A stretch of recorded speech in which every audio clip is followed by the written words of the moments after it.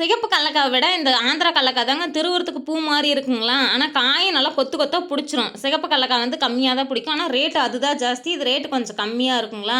நம்ம எடக்கணக்கு பறிக்கிறதுக்கு போனா கூட இந்த ஆந்திரா கடலக்காய் பறிக்கிறதுக்கு அப்படியே பூ மாரி பொல பொல பொலன்னு கொட்ட ஆரம்பிச்சுரும். சீக்கிரமாவும் காய் நெறையா பறிச்சுருவோம். ஆனா என்ன இது சாப்பிட முடியாதுங்க, கசப்பு அடிக்கும்.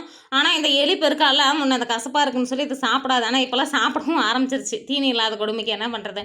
இன்னைக்கு வேலைக்கு போலீங்களா, அதனால சரி துணியெல்லாம் துவைச்சு போட்டுறலாம் அப்படின்னு சொல்லி ஒரு 4 நாள் துவைக்காம விட்டதுக்கு காலையில் நேரத்திலேயே வேலைக்கு போனதுனால துவைக்காம விட்டுட்டேன். அதனால எவ்வளோ துணி சேர்ந்து போயிருச்சு. வேகத்தில் அப்படியே கும்மு கும்முன்னு கும்மிட்டே இருந்தேனா, அதனால பட்டனெல்லாம் பிஞ்சு போயிருமோன்னு எங்கள் வீட்டுக்காரர் திட்டிகிட்டே இருந்தார். அடியே ஆத்தா பார்த்து துவை, பட்டனெல்லாம் பிஞ்சு போயிட போகுது அப்படின்னு. துணியெல்லாம் துவைச்சு காய போட்டு பாலெல்லாம் பீசி ஊற்றிட்டு அப்புறம் ஆடு மேய்க்கலான்னு ஆடு மேய்ச்சிக்கிட்டே இருந்தேன்னா, அதுக்கப்புறம் போய் பில்லு பிடுங்கலாம் அப்படின்னு சொல்லி மாட்டுக்கு தேவைன்னு சொல்லி பில்லு பிடுங்கிட்டே இருந்தோம்.